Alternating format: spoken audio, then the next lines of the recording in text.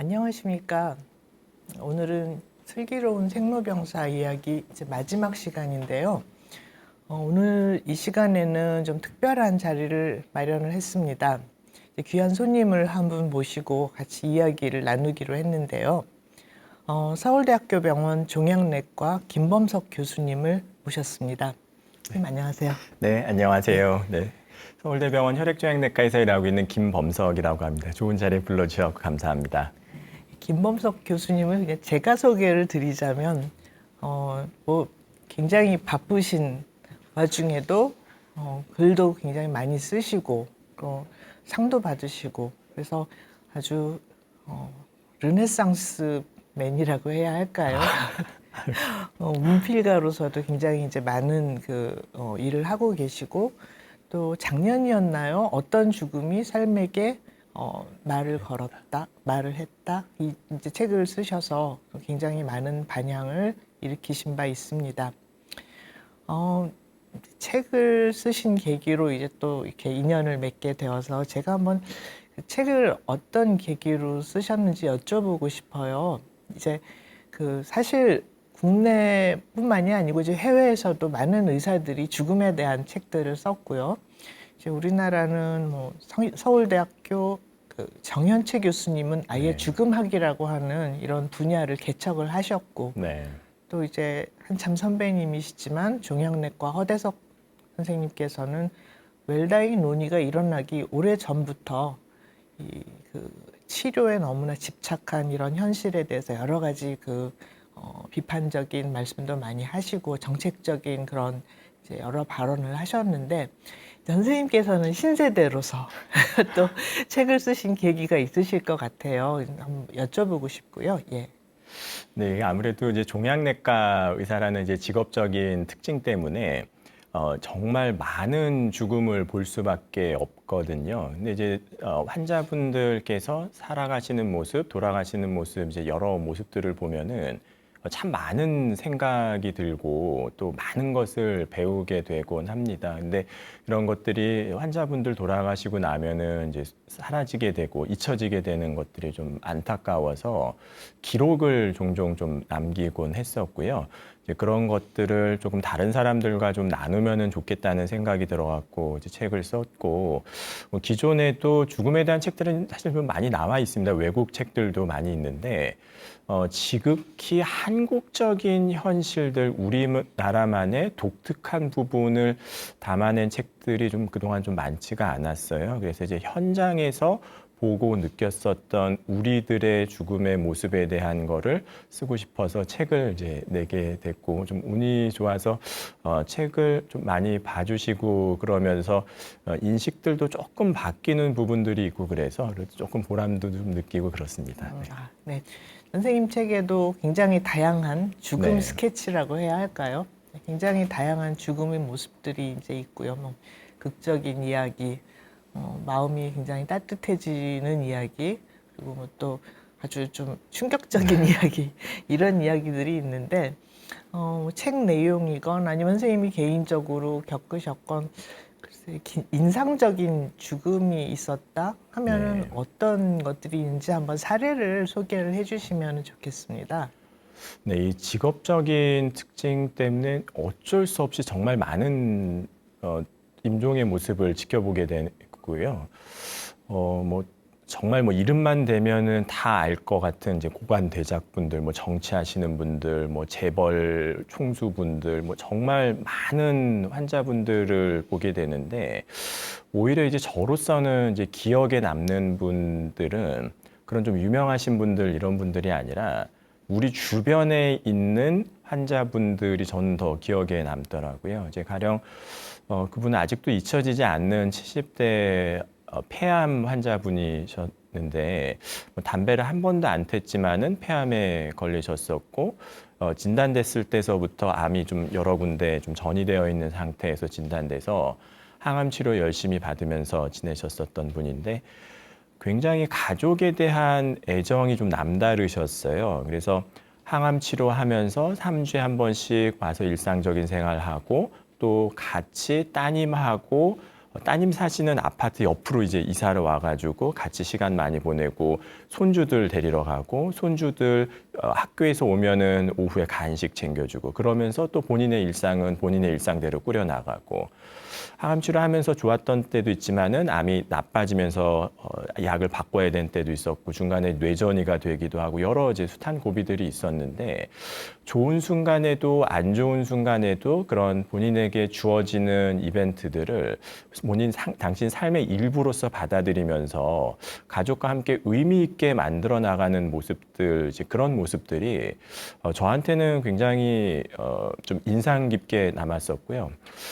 뭐 한편으로 생각해 보면 아유 그 할머니들이 뭐 손주들 간식 챙겨주고 뭐 이런 거 다 그럴 수 있는 거 아니냐 생각할 수 있지만은 암이라고 하는 큰 병을 맞닥뜨리고 아 이제 내 삶이 얼마 남지 않았다는 생각을 하면서도 내 삶의 중요한 가치관들을 붙잡고 내 삶에 있어서 중요한 요소들을 챙기면서 지내는 게 생각보다 쉽지는 않거든요. 그래서 그런 가족에 대한 사랑, 또 인생에 대해서 받아들이는 모습 이런 부분들이 저한테는 굉장히 좀 인상 깊게 남았습니다. 근데 그런 환자분들이 또 계시지만 또 그 반대의 경우도 좀 많이 좀 보곤 합니다. 그러니까 정말 마지막 순간에 받아들이지 못하고 부정하고 가족들 간에 갈등이 생기고 뭐 이런 것들 보면 좀 안타깝기도 하고 나는 나중에 저러지 말아야 되겠다는 생각이 들고 이럴 때도 좀 많이 있습니다. 네.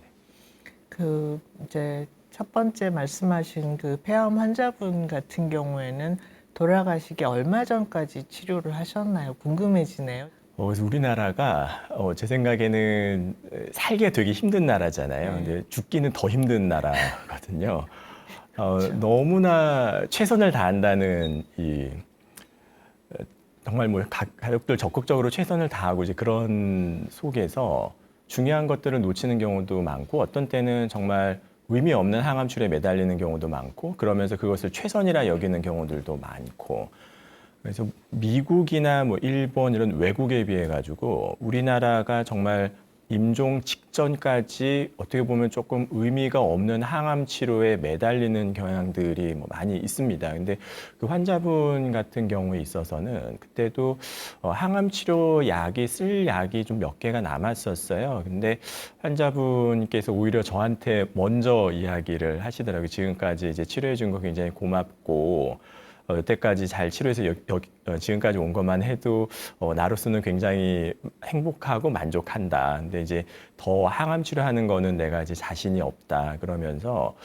돌아가시기 한 5달 전인가 그때 이제 항암 치료를 안 하시겠다고 저한테 먼저 말씀을 해주셨고 또 그런 때는 환자분의 가치관과 이런 것들 저희가 반영을 해야 되기 때문에 환자분 뜻을 받들어서 항암 치료는 하지 않는 방향으로. 하지만 항암 치료를 안 한다고 해서 환자분을 포기하거나 그런 건 아니거든요. 통증 조절도 해야 되고 증상 관리도 해야 되고 항암 치료를 안 하지만은 오히려 더 할 게 많아지는 순간들이 오게 되는데 이제 호스피스 완화의료 이런 것들을 통해 갖고 또 남은 시간들을 굉장히 의미 있게 보내셨었어요. 네. 아, 그러셨군요. 네. 네.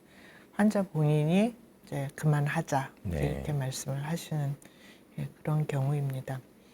이제 책에서도 이제 여러 번 피력을 하셨지만 선생님께서도 개인적으로 이제 좋은 죽음이란 이런 것이다 하는 그런 생각이 있으실 것 같아요. 네. 근데 개인적인 의견일 수도 있지만 어떤 것이 좋은 죽음이라고 생각하십니까? 저는 사실 좋은 네. 죽음, 웰다잉이라는 말을 좋아하진 않는 게 네, 저도 모순이거든요. 맞아요. 죽는 걸 좋아하는 사람 아무도 네. 없는데 그러나 그럼에도 불구하고 나쁜 죽음이 아닌 죽음 어떤 것이 가장 이상적인 모습이라고 생각을 하시는지요? 이게 쉽게 생각하면 또 쉬울 수도 있는데 어렵게 생각하면 굉장히 어려운 질문이거든요. 이제 좋은 죽음, 이상적인 죽음이란 과연 이제 어떤 죽음이냐. 예, 왜냐면 사람마다도 살아온 인생이 다르고 생각이 다르고 다들 이제 가치관이 다를 수밖에 없거든요. 근데 이제 제가 생각하기에는 본인이 원하는 이상적인 죽음, 본인이 원하는 방식대로의 죽음, 그게 가장 좋은 죽음 아닌가 이제 저는 그렇게 생각을 하고요. 이제 그렇다 보면 공통적으로 이제 나오는 요소들이 있어요. 이제 우리나라 환자분들한테 어떤 죽음이 가장 이상적인 죽음이라고 생각을 하시느냐 이런 설문조사 같은 것도 해보면 공통적으로 나오는 게 이제 첫 번째는 고통스럽지 않은 죽음이 제일 먼저 나오고요. 두 번째는 주변에 피해를 주지 않는 것. 우리나라 환자분들은 그 얘기를 꼭 하세요. 그다음에 이제 세 번째로 나오는 거는 좀 죽음을 준비할 시간이 좀 있었으면 좋겠다. 이제 그 세 가지를 공통적으로 이야기를 하시는데 그런 얘기들이 왜 나오느냐. 결국에는 많은 환자분들이건 가족분들이건 지켜봤었던 죽음들이 다 그런 모습이었었던 거예요.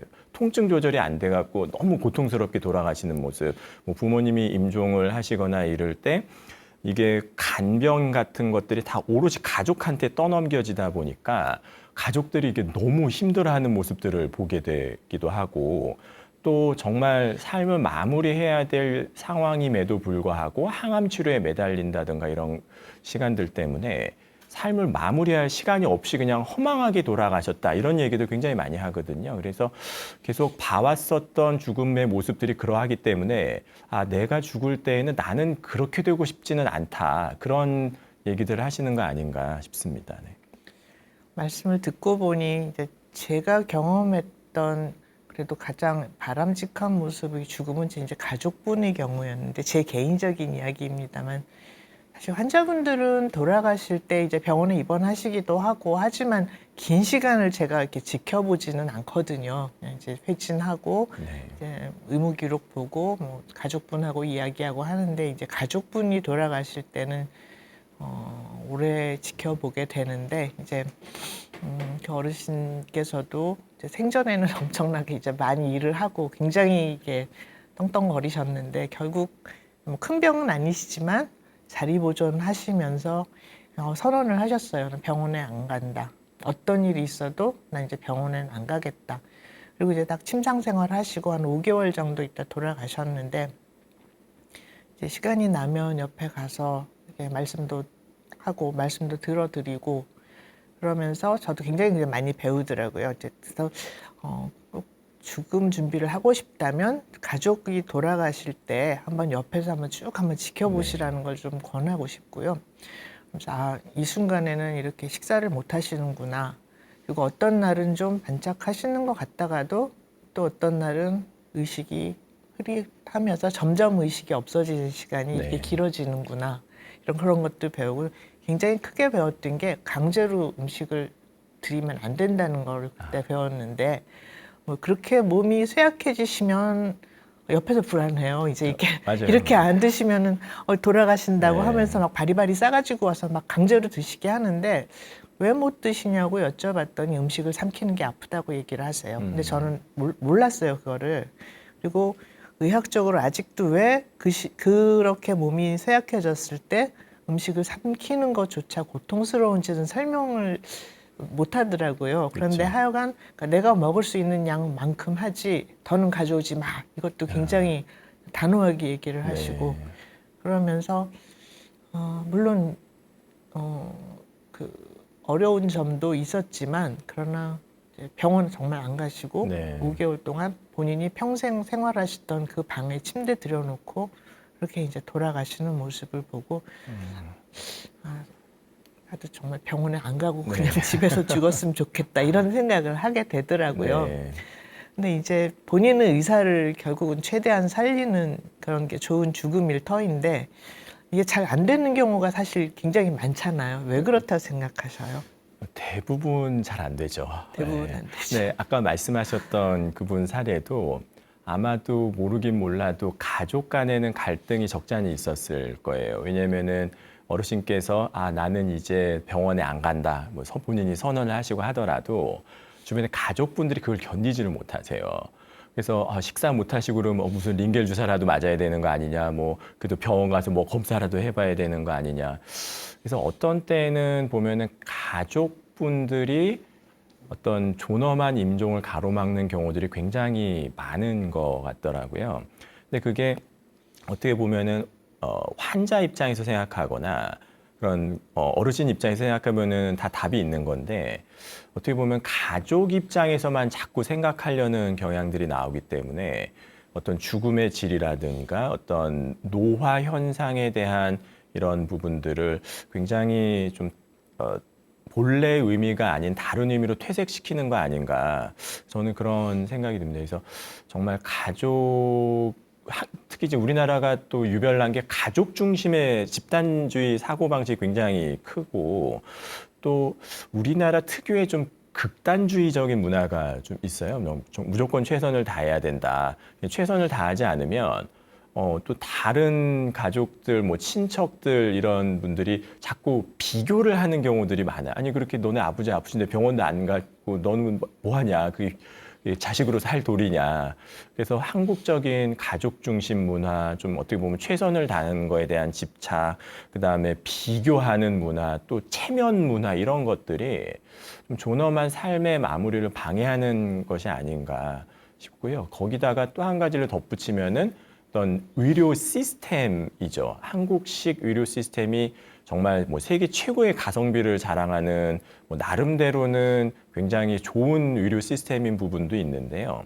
어떤 행위별 수가제, 즉 어떤 행위를 해야만 의료 수가가 발생하는 이런 시스템에서는 자꾸 검사도 하고 약도 쓰고 치료를 하는 쪽으로 의료 시스템이 왜곡될 수밖에 없거든요. 그게 정말 환자한테 이제 도움이 되는지랑은 별개로 의료 시스템 자체가 좋은 임종을 방해하고 있는 부분이 많다고 생각을 합니다. 제 경험은 환자분하고 가장 시간을 많이 보낸 분들은 오히려 환자분의 뜻을 받드는 게 어렵지가 않더라고요. 맞아요. 그런데 환자분하고 별로 관계가 소원하신 분일수록 병원 가야 하지 않냐. 네, 네. 그런 모습이 또 있어요. 맞습니다. 예. 그래서 이게 참 가족이 대화가 많이 필요한 것 같고요. 네. 이제 종양내과이시다 보니 사실 우리 제일 무서워하는 게 암이잖아요. 이게 네. 암이라는 게 어떤 한 개인의 인생에서 가장 극적인 사건인 것 같아요. 전혀 생각지도 않았던 죽음이 갑자기 삶에 탁 던져지는 이제 그렇죠. 이런 순간을 경험을 네. 하기 때문에 이제 많은 사람들이 암을 두려워하고 그러다 보니 이제 암이 두렵다 보니 이게 빨리 찾아서 빨리 조기 치료를 해야 해 하면서 이제 다양한 건강 검진 프로그램 네. 등을 통해서 이제 조기 진단을 하는데 이것 때문에 생기는 이제 과잉 진단의 문제가 계속 이제 이야기가 되고 네. 있거든요. 여기에 대해서는 어떻게 혹시 생각을 하시는지요?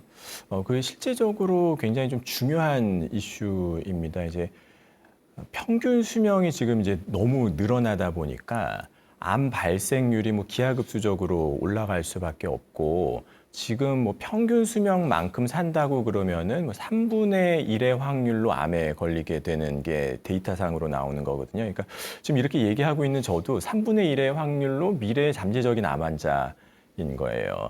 그만큼 암이 흔한 병인데 암으로 인해 갖고 돌아가시는 분들을 이제 주변에서 보게 되다 보면 굉장히 암에 대해서 공포감을 갖거나 두려움을 갖게 되는 경우들이 많고 이제 그런 것들로 인해 갖고 오히려 더 손해가 나는 부분들이 굉장히 많습니다. 이제 가령 조기에 암을 찾아내 가지고 수술할 수 있을 때 수술하고 이런 분명히 좋은 암들이 있거든요. 그래서 뭐 위암 같은 경우는 아무 증상이 없어도 위내시경을 정기적으로 해라. 뭐 이런 얘기들도 많이 하지만 또 그렇지 않은 암도 있습니다. 그래서 뭐 갑상선암 같은 경우는 조기 검진을 워낙 많이 하니까 우리나라가 이제 전 세계에서 제일 갑상선암 빈도가 아주 높은 나라가 됐는데 갑상선암을 일찍 찾아냈다고 해서 생존율이 올라가느냐 이건 또 조금 별개의 문제이잖아요. 그래서 저는 환자분들한테도 조금 강조를 드리고 싶은 부분이 암에 대해서 굉장히 좀 정확하게 볼 필요가 있다고 생각을 해요. 암 그러면 암 이퀄 사망 그렇기 때문에 굉장히 불안해하고 두려움을 갖고 공포감 때문에 어찌 보면은 안 해도 될 일을 한다든가 하는 일들이 뭐 너무 많이 생기거든요. 근데 또 엄밀히 생각해 보면 암이 없는 사람들도 저 같은 사람에서도 뭐 늘 암세포가 생겼다, 없어졌다, 생겼다, 없어졌다 이제 그런 부분들이 있거든요. 그래서 제가 느끼는 거는 암이 중요한 게 아니라 암에 대해서 내가 어떻게 반응을 하느냐. 그게 오히려 더 중요한 것 같고 암을 정확하게 이해를 하고 암에 대해서 건강하게 반응을 하고 그거에 맞춰갖고 정확하게 대책을 만들어 나가는 것이 가장 중요하지 않나 뭐 그렇게 생각을 합니다. 예. 뭐 갑상선암이 워낙 유명한 케이스인데 그거 아셔요? 미국에서 우리나라 이 갑상선암 조기 검진 하는 그 네. 시스템을 네. 수입했어요. 그래서 미국도 지금 갑상선암이 늘어난다고 엄청나게 그러더라고요. 늘어난다고 하는데 네. 자본주의 의료의 그 모습이라고 생각해서 참으로 네. 씁쓸하긴 합니다. 네. 근데 이제 이렇게 그냥 어떻게 보면 평생 내가 그냥 가지고 가도 상관없는 이런 암, 이것까지 그냥 다 색출해서 모두 네. 다 떼어내자 하는 네. 그게 있는가 하면 또 한편으로는 암 진단을 받고도 항암제를 안 맞겠다. 네. 이제 이런 분들도 있다고 맞습니다. 하셨습니다. 네. 예. 그런 경우가 얼마나 이제 또 그 타당한 그런 결정이시고 네. 근데 또 저 선생님 책에서 보면은 더 황당한 거는 그런데 막 암이 정말 진행돼서 이제 손을 쓸 수 없을 때 그때 와서 항암 치료를 네. 해달라고 이제 네. 이렇게 말씀하시는 분도 맞아요. 있다고 하셔요. 네. 예, 이런 것은 또 어떻게 우리가 받아들여야 할까? 네. 그러니까 암 치료를 안 하시겠다는 분들은 어떤 생각을 가지고 네. 또 안 하시겠다고 하시는 건지 되게 궁금해지더라고요. 예.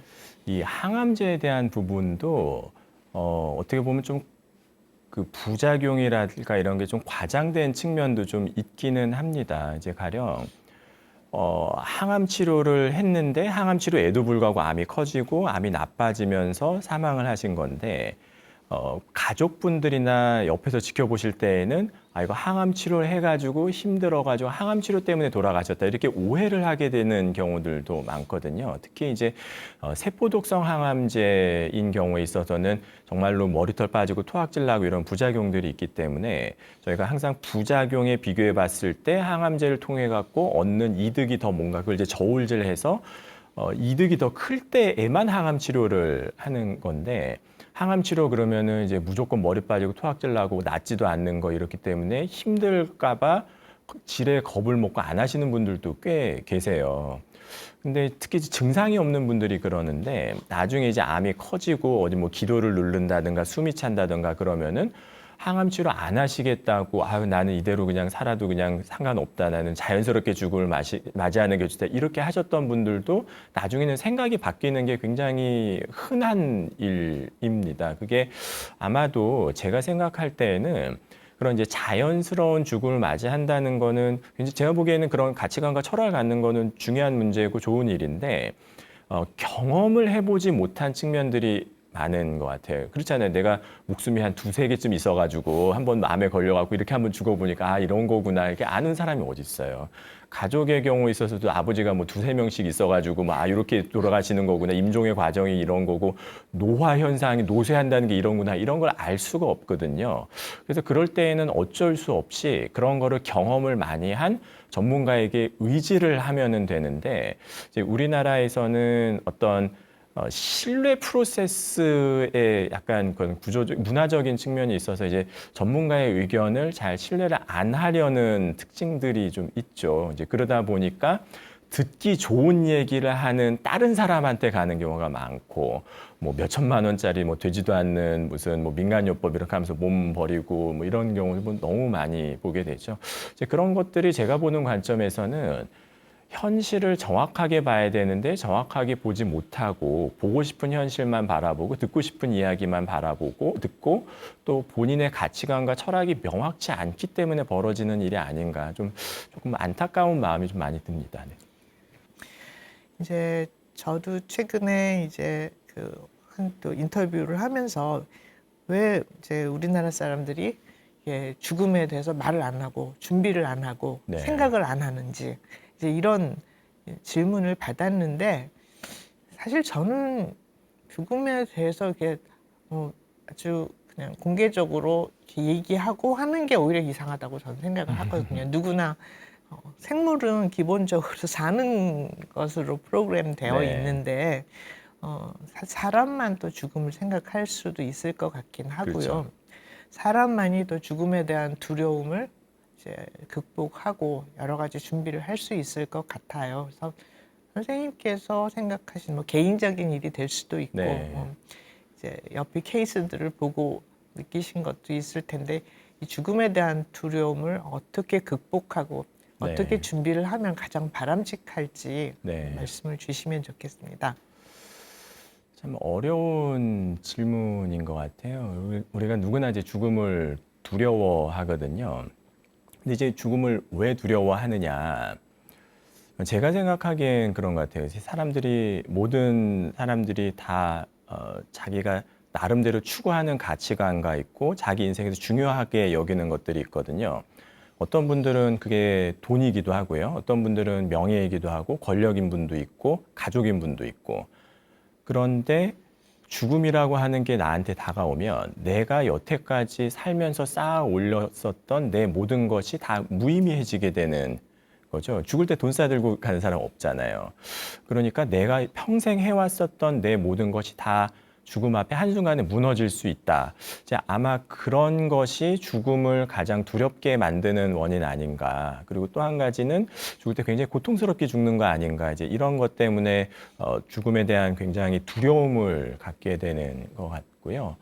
이제 그렇다면은 그런 두려움을 없애기 위해 갖고 내지는 두려움을 조금 줄이기 위해 갖고 어떻게 하면은 좋겠느냐 하는 건데 저는 환자분들한테 이제 그런 이야기를 많이 해요. 이제 세 가지 방법을 있다 그러면서 알려드리는데 요건 이제 전현수 박사님 책에 나오는 이야기인데 첫 번째로는 내 몸이 내 것이 아니라는 거를 빨리 알아차릴수록 죽음에 대한 두려움이 좀 줄어드는 것 같아요. 이게 조금 말이 좀 이상할 수도 있는데 우리는 내 물건을 잊어버리면 속상하지 뭐 남의 물건을 뭐 남이 잃어버렸다고 해서 그렇게 속상하지는 않거든요.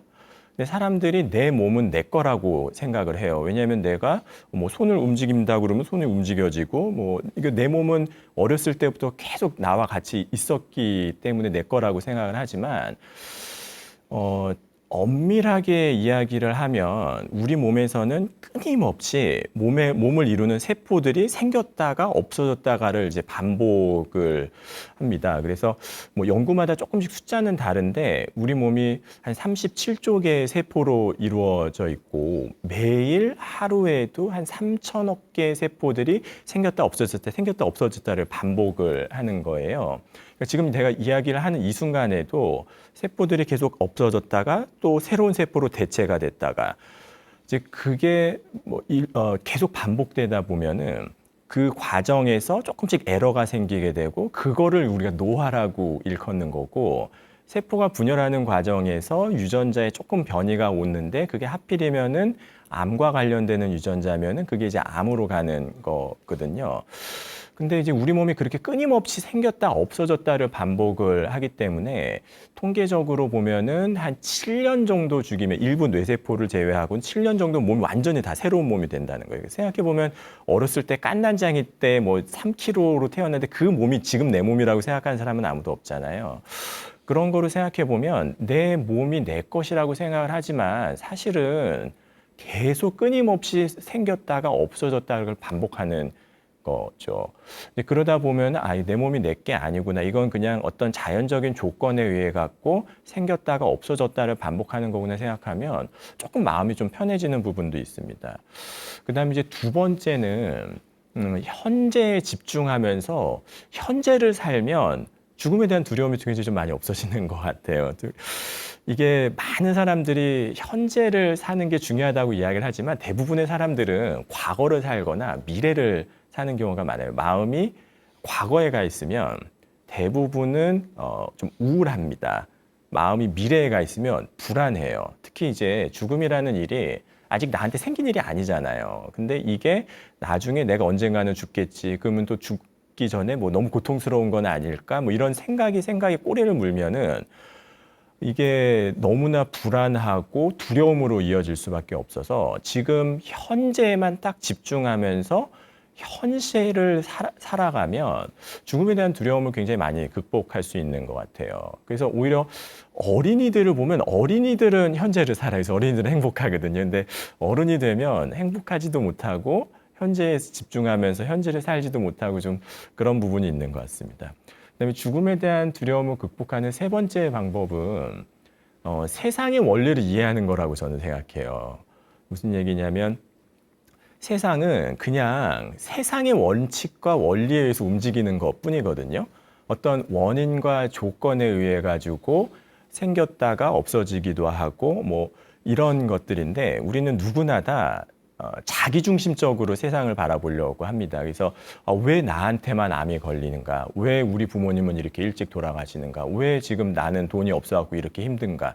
이 자기중심성을 내세울수록 굉장히 고통스럽거든요. 그래서 자기중심성을 버리고 세상이 돌아가는 원리와 이치에 대해서 공부를 많이 할수록 두려움이라고 하는 것 자체가 많이 줄어들고 죽음에 대한 것도 마찬가지여서 죽음에 대해서 정확하게 공부를 하고 이해를 하고 많이 경험을 쌓을수록 죽음에 대한 공부는 많이 줄어들 수 있다고 저는 생각합니다. 네, 정말 중요한 철학을 하셔도 될 만한 심오한 발언이신데 말씀 듣고 생각해 보니 우리 몸이 우리 게 아니죠. 제가 이제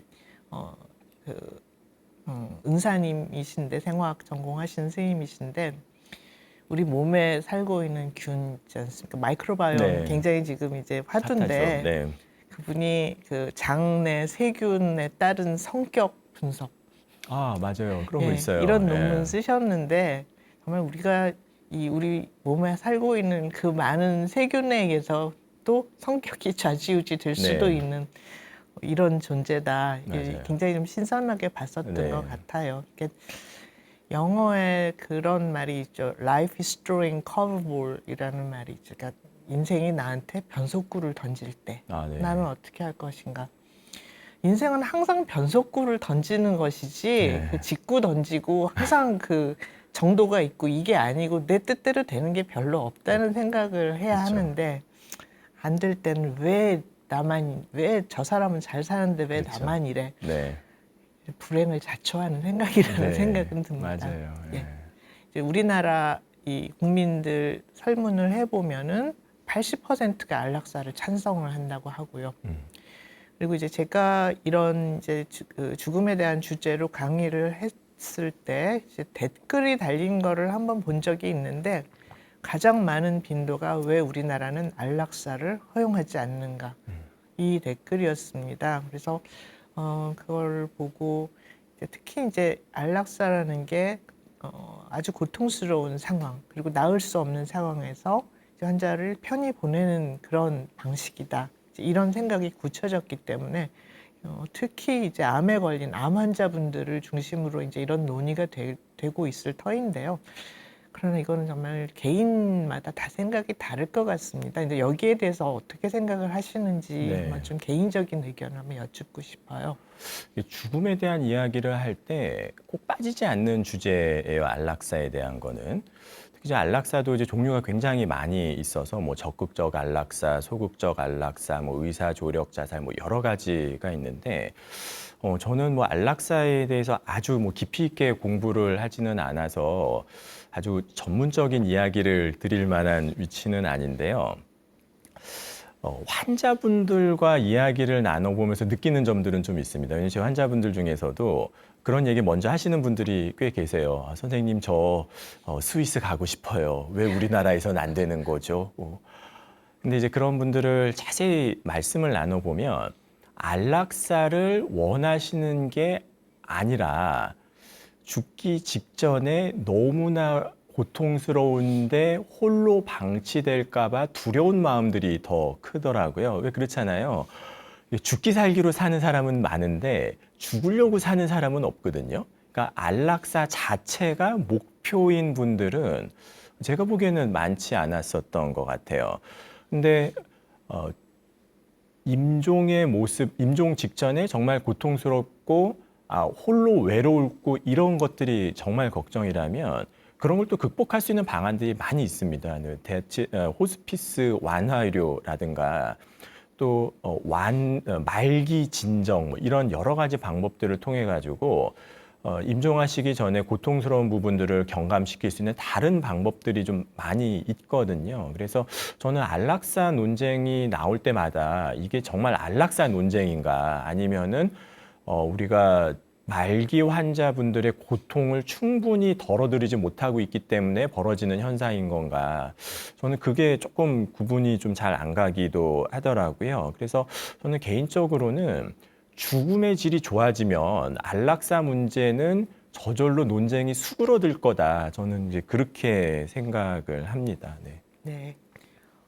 이제 거기에 대해서 이제 저도 개인적인 의견을 이제 말씀을 드리면은 저는 이제 보는 환자분들이 암이 아니고 10년이 기본입니다. 만성질은 안 낫는 병이기 때문에 10년 기본이고 뭐 20년 넘게 다니시는 분들도 많은데 그러다 보니 이제 이런 분들이 질병 이외의 원인으로 점점 이제 나이 드시면서 노쇠하고 쇠약해지시고 하는 그런 과정들을 다 지켜보면은 어떨 때는 이게 병원에서 해결할 수 있는 문제만큼은 아닌데 그 모든 문제를 다 또 이제 병원에서 해결을 네. 하시고 그런 것들을 보게 되면서 어디까지 진짜 이 사람이 노쇠해서 죽어가는 과정에 어디까지 병원에서 개입을 해야 하는가 이제 이런 문제들 상당히 좀 많이 생각을 해보게 되었어요. 근데 이제 연명치료 논의에서 항상 소극적인 안락사는 연명치료를 거부하는 것이다. 저는 이 말이 굉장히 반대를 그쵸. 하거든요. 이 말을 굉장히 반대라는 게 이제 제 환자분들 중에는 오시면 나 왜 빨리 안 죽어 이 말을 입에 달고 계시는 분들도 많아요. 몸은 괜찮으신데 네. 보면 사람이 이제 몸만 건강한 게 아니고 정신도 건강해야 하는데 이제 연세 드시면서 점점 본인의 그 자리가 없어진다 생각하는 그 정신적인 고통 그리고 이제 가족들이 점점 나를 그냥 좀 소원하게 섭섭하게 해 그런 상처 네.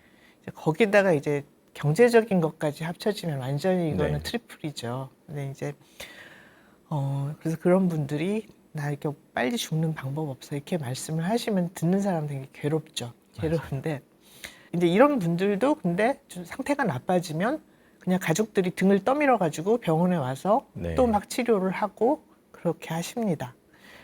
사실 저는 이제 이런 논의들이 있어서 관심을 가지고 이 안락사를 허용하는 해외의 경우들을 봤는데 굉장히 놀란 게 우리는 이제 안락사 하면 불치병, 대표적으로 암이 걸리고 이제 참을 수 없는 통증이 있고 이제 이런 분들이 주로 이제 이런 선택을 할 것이라 생각을 하는데 스위스가 굉장히 특별한 경우인데 네. 스위스는 이제 대부분 지금 안락사를 허용을 하는 국가들이 다 조건을 굉장히 강하게 붙이잖아요. 네. 그러니까 치료할 수 없는 병 그리고 굉장히 큰 고통이 있는 경우. 근데 스위스는 놀라운 점이 그 조건이 없어요. 그냥 환자분이 선택하면은 내가 하겠다 하면은 하는 거고 정말 이 이제 고령 사회, 초고령 사회에 들어가서 이 안락사의 문제 결코 이게 간단하고 쉽게 이야기할 문제는 아닌데 단순히 이제 신체의 그런 지병 그리고 통증 이것만으로는 설명을 할 수 없는 굉장히 복잡한 문제인 것 같고요. 결국은 우리나라도 언젠간 이 논의를 피할 수가 없을 터인데 만약에 피할 수 없는 논의라면 좀 빨리 건설적인 방향으로 많은 의견들을 모아보는 게 저는 필요하다고 생각을 합니다. 저도 잘 모르겠어요. 이게 네. 어렵죠. 바람직한 일인지. 그런데 이제 너무나 많은 분들이 그냥 특별한 문제 없이 정신적인 고통, 더 이상 삶을 유지하는 네. 게 의미가 없다는 그런 고통을 호소를 하시는 걸 보면서 가끔 그런 생각이 듭니다. 예. 근데 제가 보기에는 영국하고 뭐 스위스, 우리나라에는 문화적인 차이가 굉장히 큰 것 같아요. 근데 이제 우리나라 문화에서도 그게 이제 잘 받아들여질 만한 일인 거냐, 이거는 또 조금 결이 다른 문제인 것 같고요. 우리나라도 이제 고령화가 되고 이러기 때문에 말씀처럼 이게 언젠가는 또 수면 위로 올라와서 문제화가 되고 또 이슈화가 될 시점들이 또 몇 년 안에 올 거라고 생각을 합니다. 근데 이제 그런 논의도 좋고 굉장히 중요한데 많은 경우에는 복잡하게 얽혀 있는 경우가 너무 많은 것 같아요. 가령 경제적인 문제가 좀 얽혀 있다든가 이제 또 가족 간의 상처가 얽혀 있는 경우가 많다던가 또 어떤 자기 삶에 대한 관점들이 조금 미성숙해 있다든가 그래서 정말로 뭐 그런 부차적인 요소들이 다 제외된 채로 순수하게 인간의 존엄성과 안락사에 대한 논의만을 할 수 있겠느냐. 저는 거기에 대해서는 아마 우리 사회가 몇 년 더 성숙이 돼야 정말 순수하게 논의가 될 수 있을 거라고 생각을 합니다. 이게 연명의료에 대한 것도 마찬가지여서요. 뭐 연명의료, 연명치료, 또 오히려 어떤 때는 그게 그냥 연명이라는 단어를 붙이는 게 더 나은 경우도 있는데 이게 어떤 때는 그냥 가족분들이 경제적인 어려움이 너무 심해가지고 그것 때문에 중단하는 경우들도 꽤 많거든요. 근데 대놓고 얘기하지는 않죠. 근데 부차적인 부분들이 너무 강조가 되면 정말 중요한 것들을 놓치는 경우들이 많은 것 같아요. 그 중에서 제일 중요한 건 누가 뭐래도 삶의 의미 아닌가 싶은데 삶의 의미라는 게 저도 아직 잘 모르겠어요. 사람마다도 다 다르고 뭐 쉽고 간단하게 정의 내려질 문제는 아닌데 말기 환자분들이라고 그래갖고 삶의 의미가 없느냐. 저는 그거는 조금 다른 문제라고 생각을 하고요. 오히려 제 환자분들 중에서는 정말 삶이 얼마 안 남아지고 이런 시점에서 삶에 대한 의욕과 의지, 가족에 대한 사랑 이런 것들이 더 커지는 경우들을 많이 봅니다.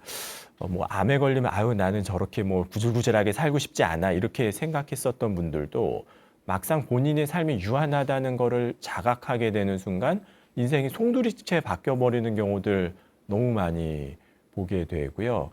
그런 시점이 나중에 올 수도 있는데 뭐 안락사건 이런 것들 좀 일찍 생각한다는 거는 또 조금 생각해 볼 부분이 있는 것 같아요. 네. 굉장히 사실 네, 정책이 할 수 있는 일이 굉장히 많은데 우리나라가 의료 정책은 완전히 버린 자식이거든요. 네. 아무렇게나 해도 상관없다고 생각하는 분들이 많거든요.